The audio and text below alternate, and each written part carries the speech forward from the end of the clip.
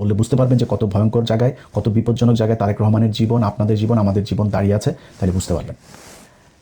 এখন বাংলাদেশকে কেন টার্গেট করা হলো সেটা বুঝতে কয়েকদিন আগে ভারতের আরেকজন সাংবাদিক আর একজন সেনাবাহিনীর কর্মকর্তা, রিটায়ার্ড একজন কর্মকর্তা, দুজন একটা কথা বলেছিল যে তারেক রহমান ভারতের সাথে যে কথা দিয়ে বাংলাদেশে ঢুকেছিল লন্ডন থেকে, সেই কথা তারেক রহমান শুনছেন না। এটা কিন্তু সত্যি কথা। তারেক রহমান ভারতের সাথে তার একটা মিটিং হয়েছে, একটা না একাধিক মিটিং হয়েছে তার, এবং সেখানে সে এই কথাগুলো বলে এসেছে যে হ্যাঁ আমরা তোমার কথা শুনবো। এখন আপনি বলবেন তারেক রহমান কি এই তাহলে খারাপ কাজ করেছে, এটা মানবেন না? তারেক রহমান খারাপ কাজ করে নাই। এর কারণ হলো গিয়া খালেদা জিয়া যখন 111 সরকারের সময় জেলে ছিল, তারেক শেখ হাসিনার আগে এই জেনারেল মাসুদ তাসুদেরা আগে গিয়েছিল খালেদা জিয়ার কাছে যে ম্যাডাম আমরা আপনাকে চাই ক্ষমতায় আনতে, আমাদের এই 111 সরকারের এই জিনিসগুলো আপনি ইমপ্লিমেন্ট দিবেন এবং আমাদের এই জিনিসগুলো মেনে নেবেন। খালেদা জিয়া তো একরকম মানুষ, দানায় পানায় বুঝে না।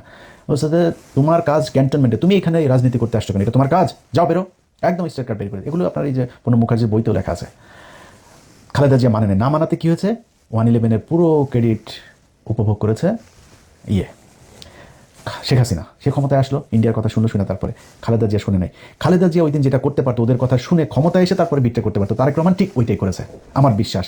তারেক রহমান তাদেরকে বলেছে হ্যাঁ ঠিক আছে আমরা এইভাবে, কী চেয়েছে ভারত চেয়েছে, মানে আমি কেন বলছি যে তারেক রহমান ঠিকটাই করেছে সেটারও প্রমাণ দিচ্ছি আপনার। ওই সাংবাদিক এবং রিটায়ার্ড অফিসার দুইজনই একটা কথা বলেছিল, তারেক রহমান কয়েকটা জিনিস এই ভারতের কাছে কথা দিয়েছিল। এক, আওয়ামী লীগকে স্বাভাবিক রাজনীতিতে ফিরতে দিতে হবে, শেখ হাসিনাকে ফিরিয়ে নিতে হবে, তাকে আটক করা যাবে না।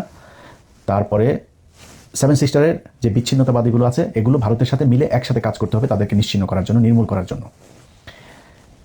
এবার বলেন তারেক রহমান সেটা শুনেছে কিনা, শুনবে কিনা, মানে আমি কেমনে বলবো যে তারেক রহমান ভারতের কথা শুনে নাই, বিট্রে করে নাই?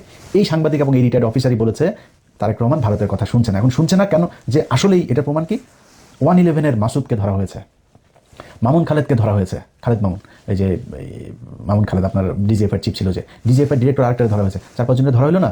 আপনার কি মনে হয় ভারত কোনোদিন তারেক রহমানকে এটাতে সাপোর্ট দিচ্ছে বা তারেক রহমানের এটা মেনে নিচ্ছে? ভারত মেনে নিচ্ছে না, কিন্তু তারেক রহমান সেটা করেছে। আচ্ছা, আইপিএলের খেলা বাংলাদেশে নিষিদ্ধ করেছিল ইউনূস সরকার, তারেক রহমান সেটা বহাল রেখেছে। এটা আপনার মনে হয় ভারতের কোটি কোটি ডলার খরচ মানে অপচয় হয়েছে, এটার কারণে লস হয়েছে? তারপরে আওয়ামী লীগের কার্যক্রম নিষিদ্ধ তো ছিল, ওইভাবে থাকতো, আইনে পরিণত করার দরকার আছে, তারেক রহমান সেটা করেছে।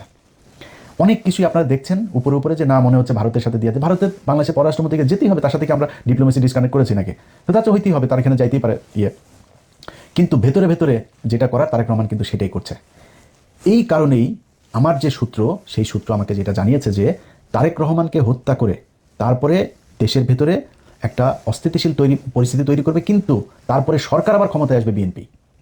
তারেক রহমানের এই যেই শেষ কৃত্যের যে অনুষ্ঠান, দাফন কাফন যা যা হবে, এই দাফন কাফনের সময় বিশাল আকারে রাষ্ট্রীয় শোক টোক দেওয়া হবে, তারেক রহমান এই জাতির বিশাল এক কিছু ছিল, সব কিছু বলা হবে, বিএনপির নেতারা কান্নাকাটি করে পায়জামা ভিজায় ফেলবে, সব হবে। কিন্তু বিএনপির যে দ্বিতীয় সারির যে নেতারা বিএনপির হাল ধরবে, ক্ষমতায় আসবে, সেই ব্যক্তিরা হচ্ছে গিয়ে তারেক রহমান যা করছিলেন তার ঠিক উল্টাটা করবে, যেটা বলবে সেটাই করবেন। এই পরিকল্পনা নিয়ে তারপরে তারা আগাচ্ছিলেন সেনাবাহিনীর ভেতরে একটা কু করার জন্য। এবার বুঝতে পারছেন?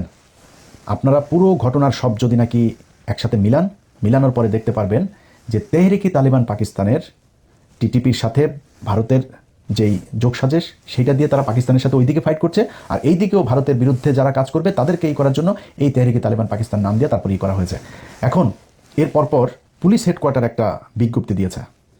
সেই বিজ্ঞপ্তিটার ভেতরে আমি জানি না যে এটার কৌশল নাকি এটা বিষয়টা এরকমই। পুলিশ হেডকোয়ার্টার বলেছে নিষিদ্ধ ঘোষিত উগ্রবাদী সংগঠনের সমর্থক কর্তৃক গুরুত্বপূর্ণ স্থাপনায় হামলার পরিকল্পনা সংক্রান্ত গোপন ও জরুরি গোপনীয়। এটা দিয়েছে 23 এপ্রিল, ওই যে তারিখ মনে আছে, যেই 23 এপ্রিল চন্দন নন্দী আপনার নিউজ করলো, সেই 23 তারিখে পুলিশ হেডকোয়ার্টার এটা দিল। ওই পরের দিনই আবার জুলকারনাইন স্বামী ভাইও এটা নিয়ে করলো, ওই দিনই আবার নবনীতা চৌধুরীও নিউজ করলো। সবগুলোর একসাথে মিলান, তাহলে বুঝতে পারবেন যে খেলাটা কোথায়। এখন পুলিশের বিষয়টা আমি এখনো স্পষ্ট না। পুলিশ যেটা বলেছে নিষিদ্ধ ঘোষিত উগ্রবাদী সংগঠন, তো এই নিষিদ্ধ ঘোষিত উগ্রবাদী সংগঠনটা কি ইসলামী কোনো নিষিদ্ধ ঘোষিত সংগঠন নাকি কোনটা, এটাই না। এখন যদি পুলিশকে সর্বোচ্চ সতর্ক অবস্থায় রাখার জন্য এটা একটা কৌশল হয়ে থাকে তাহলে ভালো। বাট আমি সরকারের সব পর্যায়ে একটা জিনিস বলবো, সিটিটিসির যিনি আছেন প্রধান, এই মাল কিন্তু রয়ের মাল। অতএব তার এখানে আবার তার আলোচনাও কয়দিন ধরে হচ্ছে, সে তার বক্তব্যের প্রেক্ষিতে বা তার তথ্যের প্রেক্ষিতে যদি এই জঙ্গি সংগঠন, উগ্রবাদী সংগঠনের হামলার নাশকতার এই আওয়ামী লীগের মতো যদি ছক সাজানোর কথা বলে থাকেন, তাহলে কিন্তু বিপদে বিএনপি আরেকবার পড়বেন। আপনারা আব্দুর রহমান, বাংলা ভাই, এই খালেদা জিয়া তাদেরকে বিচার করেছে, এই খালেদা জিয়ার সব জঙ্গিদেরকে ধরেছে, অথচ সেই জঙ্গির সব আপনার কনসিকুয়েন্স পোহাইতে হয়েছে কাদেরকে? এই তারেক রহমান আর খালেদা জিয়াকে। বিএনপি এখন পর্যন্ত আমেরিকায় নিষিদ্ধ আপনার জঙ্গি সংগঠন, সন্ত্রাসী সংগঠন। তো আপনাদের যদি নাকি এখন এই মুহূর্তে যদি এই জঙ্গিদের নাম দিয়ে যদি আপনারা অভিযান পরিচালনাও করেন, না করে যদি সেইটারে নির্মূল করেন, এটা যদি অ্যাকনলেজ করেন যে হ্যাঁ আমরা এটা মেনে নিলাম এই দেশে জঙ্গি আছে, আমরা জঙ্গি মারছি, এটাও কিন্তু আপনাদের বুমেরাং হবে। মানুষ জানবে, পৃথিবীর অন্য দেশগুলো, বিদেশিরা জানবে যে বাংলাদেশে এই যে এতদিন ভালো ছিল, এখন তারেক রহমান আসার পরে এই যে জঙ্গি আবার বেড়ে গিয়েছে।